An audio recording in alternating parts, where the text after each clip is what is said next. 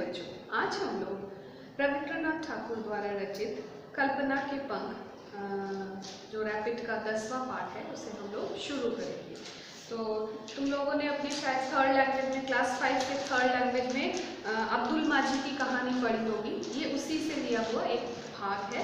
अब्दुल माजी का भी यहाँ पर वर्णन किया गया है कि किस तरह से अब्दुल माजी गप सुनाया करता था। इन सारी चीज़ों को यहाँ पर प्रस्तुत किया गया है। तो रविंद्रनाथ ठाकुर जब छोटे थे, बालक थे, तो वो कैसी कैसी कल्पनाएं करते थे और उन कल्पनाओं के पंख में बैठकर वो कहाँ कहाँ उड़ जाया करते थे, वो इस कहानी के माध्यम से प्रस्तुत किया गया है। रविंद्रनाथ ठाकुर अकेले बैठे बैठे कुछ ना कुछ सोचते रहते, कल्पना का ताना बाना बुनते बुनते कोई कहानी या कविता जन्म ले लेती। यानी वो बैठे बैठे कुछ कल्पना करते रहते। हम भी करते हैं, हम बैठकर सोचते हैं कि हम चिड़िया की तरह उड़ रहे हैं, पहाड़ में चले गए हैं, पानी के अंदर घुस गए हैं और प्लेन में बैठे हुए हैं, हमारी ट्रेन उड़ रही है। मैं तो बहुत सपने देखती हूँ कि मैं गाड़ी में बैठी हूँ और गाड़ी उड़ रही है। तो ये क्या है, ये हमारी काल्पनिक चीज़ें हैं, इसमें कोई सच्चाई नहीं होती, लेकिन इन्हीं कल्पनाओं को फिर हम कहानी का रूप दे देते हैं। तो रविंद्रनाथ ठाकुर जब छोटे थे, रविंद्रनाथ जब बालक थे, तब वो ऐसे ही सपने देखा करते थे, ऐसे ही कल्पनाएं किया करते थे और उन्हीं कल्पनाओं को उन्होंने कहानी या कविताओं का रूप दिया है। इसी का वर्णन उन्होंने यहाँ किया है। कल्पना की गपें ही साहित्य की अमूल्य निधि बन जाती है। यानी गप क्या है? गप यानी गॉसिप्स, यानी उसमें कोई भी सच्चाई नहीं होती है, गप की बातें होती हैं और उन्हीं को हम साहित्य की अमूल्य निधि के रूप में मान लेते हैं। और कल्पना के पंखों पर उड़ने वाला रचयिता होता है और कल्पना के उन पंखों में बैठकर उड़ने वाला जो व्यक्ति है वो उसका रचयिता या उसका स्रष्टा होता है। तो ये है कहानी। अब हम शुरू करते हैं। मैं बिल्कुल शांत दिख रहा था, पर यह सब ऊपरी बात है। यानी रविंद्रनाथ टैगोर के वो अपने बारे में कह रहे हैं कि मुझे कोई भी ऊपर से देखकर सोच सकता है कि मैं बहुत शांत हूँ, लेकिन मेरा मन जो है वो उड़ रहा था।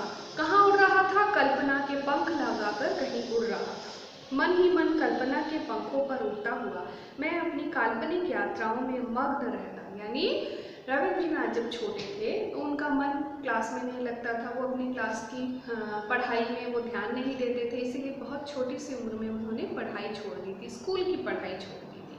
और तो वही कह रहे हैं कि वो बैठे बैठे सोच रहे थे और सोचते सोचते उनका मन जो है वो कल्पना के पंख लगाकर बहुत दूर उड़ गया था। मेरे कहने पर मेरा मन हवाई किले बनाता था। हवाई किले यानी हवा से मेरा मन किले बनाता था। किले यानी बड़े बड़े घर बनाता था। जहाँ जहाँ मेरी कल्पना ले जाती तुरंत उन अद्भुत यात्राओं में चला जाता था। यानी जहाँ जहाँ मैं कल्पना करता था कि मैं यहाँ पर बैठा हूँ, यहाँ से मैं दिल्ली चला गया हूँ, मैं लंदन चला गया हूँ, तो रविंद्रनाथ का मन भी कल्पना करता था और कल्पना में उनका मन यात्रा करने लगता था। मैं और मेरा मन अजीब अजीब उन विचित्र देशों, दूर के देशों में जा पहुंचता और मेरी पढ़ी पुस्तकों में आए नए नए नामों से उनका नामकरण होता। यानी वो बहुत पढ़ते थे, उनका मन हालांकि कक्षा में नहीं लगता था, लेकिन पढ़ने का उनका बचपन से ही बहुत मन था, तो वो बहुत सारी किताबें पढ़ते थे। तो वो कह रहे हैं कि मैं बैठे बैठे चिंता करता रहता था, सोचता रहता था, कल्पना करता रहता था और मेरा मन दूर देशों में विचित्र जगहों में चला जाता था। जैसे हैरी पॉटर में तुमने देखा होगा, हैरी पॉटर में जो चीज़ें दिखाई जाती हैं वो सब क्या हैं? वो सब काल्पनिक चीज़ें हैं, ज़रूर तुम लोगों ने देखी होंगी। तो ऐसे ही काल्पनिक चीज़ें वो बैठे बैठे सोचा करते थे और जहाँ वो चले जाते थे उस जगह उनका मन जहाँ चला जाता था उस जगह का नामकरण या उस जगह को नया नाम वो दे देते थे। जिन पुस्तकों को उन्होंने पढ़ा था उन नामों को उन पुस्तकों से वो निकाल कर उस जगह का वो अपनी तरह से नया एक नामकरण कर देते थे और उसके बारे में ही सोचते रहते थे। मेरी कल्पना कभी घने जंगलों में रास्ता बनाती, कभी हिंसक पशुओं की आंखें मुझे घूरती। यानी वो जो कल्पना थी थी, उन कल्पनाओं में मैं बहुत घने घने जंगलों में चला जाता था। कभी मुझे लगता था हिंसक पशु मेरे पास आ रही हैं, कभी मुझे लगता था शेर मुझ पर झपटने वाली है। मैं भीतर ही भीतर कांप उठता था, बैठे बैठे मैं डर भी जाता था। वो बालक रविंद्रनाथ सोच रहे हैं। मेरे साथ होता विश्वनाथ, यानी विश्वनाथ कौन है? एक शिकारी है, उसके बारे में उन्होंने किसी किताब में पढ़ी होगी, तो इसीलिए यहाँ पर वो उसने अपने आप काल्पनिक रूप से उन्होंने विश्वनाथ का जिक्र यहाँ पर किया है। तो जब वो जंगल में जाते, जब वो देखते कि हिंसक पशु उनकी तरफ घूर रहे हैं, जब वो देखते कि शेर उन पे झपटने वाले हैं और वो अंदर से वो डर गए हैं, उस समय उनके साथ कौन होता? उनके साथ होता विश्वनाथ। विश्वनाथ एक शिकारी, हाँ वही शिकारी जिसकी बंदूक से गोलियां छूटती, धाएं धाएं धाएं धाएं, और फिर निस्तब्धता छा जाती। यानी वो कह रहे हैं कि वही विश्वनाथ, अरे वही शिकारी जिसके पास बंदूक है और जिसकी बंदूक से गोलियां निकलती हैं, धाएं धाएं, एक साथ बहुत सारी गोलियां, और जब वो गोलियां निकलती हैं, निकलने के बाद चारों तरफ सन्नाटा छा जाता है। निस्तब्धता यानी चारों तरफ एकदम सन्नाटा छा जाता है, यानी उनकी गोलियों से वो जो भयानक पशु हैं, वो जो विचित्र डरावने खूंखार पशु हैं, हिंसक पशु हैं जो मेरे ऊपर झपटने वाले हैं, उनकी गोलियों से उन पशुओं को मार दिया जाता है और चारों तरफ सन्नाटा छा जाता है। फिर वो बोल रहे हैं, कभी कभी मेरी कल्पना की पालकी मोरपंख नाव का रूप धारण कर गहरे समुद्र में उछाले खाने लगती कि किनारे न जाने कहाँ अदृश्य हो जाते। यानी फिर वो कह रहे हैं कि कभी कभी मेरी काल्पनिक पालकी, यानी मेरा मन पालकी, कैसा पालकी? मोरपंख वाली पालकी नाव बन जाती और नाव का रूप धारण करके गहरे समुद्र के में उछाले खाने लगती, यानी गहरे समुद्र में जाके छलांगे लगाने लगती कि किनारे ऐसे छलांगे लगाती कि हमें कोई भी किनारा नजर नहीं आता। चप्पू छपाछप पानी को उछालती और सागर की लहरें झूलती हुई हमें चारों ओर से घेर लेती, और इस तरह से हमें घेर लेती, चारों तरफ पानी ही पानी होता।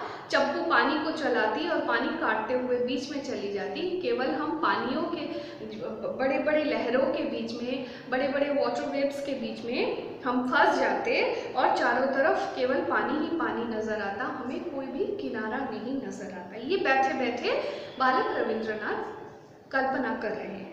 भोंपू बज उठता, यानी जब हम लोग पानी में अटके होते, चारों तरफ से पानी हमें घेर लेता, तो उस समय भोंपू बजने लगता। मल्लाह हमें सावधान होने को कहता, यानी जो नाव चलाने वाले मल्लाह हैं वो हमें सावधान होने को कहते। तूफान आ रहा है, तूफान आ रहा है, यानी हमें वो बोलता कि सावधान हो जाओ, तूफान आ रहा है, अपने नाव को और अपने आप को बचा लो।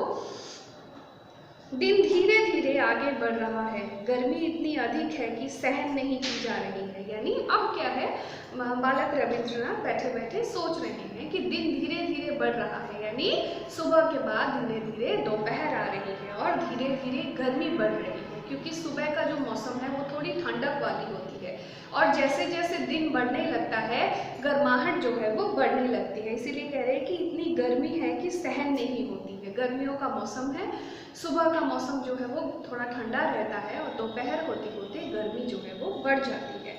फाटक द्वार पर लगी घड़ी टक टक का घंटा बजा रही है, और धीरे धीरे फाटक मेन जो डोर है, मेन दरवाज़ा जो है, उसके ऊपर एक घड़ी लगी हुई है और वो टक टक टक टक करके टाइम बता रही है।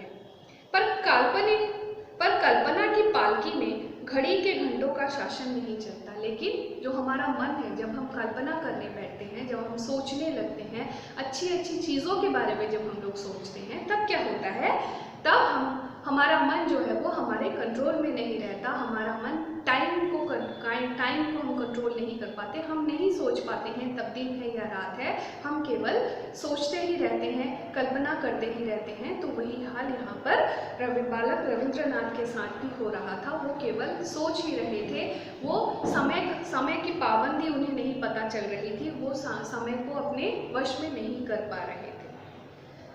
उस दिन छुट्टी थी, दोपहर हो गई थी, और उसके बाद क्या हुआ कि जिस दिन के बारे में वो सोच रही हैं बैठे बैठे, गर्मी बढ़ रही है, उस दिन छुट्टी का दिन था और दोपहर हो गई थी। मेरे ध्यान रखने वाले सेवक खा पीकर खर्राटे भर रहे थे और जो मेरा ख्याल रखने वाले मेरे सेवक थे, क्योंकि उनकी माँ, उनके बहुत छोटी अवस्था में उनकी माँ उनको छोड़कर चली गई थी, वो चल बसी थी, इसीलिए वो उनका ख्याल रखने के लिए उनके घर में जो सेवक थे वो लोग भी खाना वाना खाकर सो गए थे। मैं खिड़की के पास अकेला बैठा था। मेरा मन कल्पना के पंख लगाकर उड़ा जा रहा था और वो कल्पना में कहीं और उड़े जा रहे थे। आज का पाठ यहीं तक। अपना ध्यान रखिएगा, ठीक से रहिएगा। धन्यवाद।